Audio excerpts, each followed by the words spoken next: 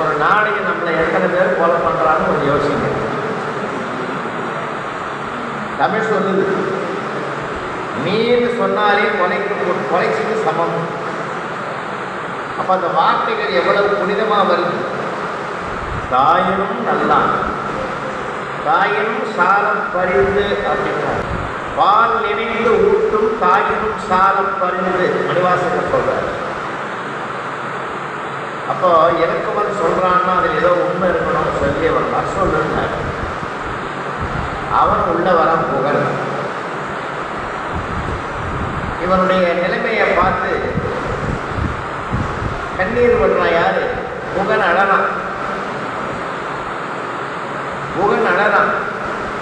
ஏன் அழறான்? அவனுக்கு அந்த ஏன் அழறான்றது ராமனுக்கு தான் தெரியும். புகன் சொன்னா, நின்னை இங்கனம் பார்த்த கண்ணை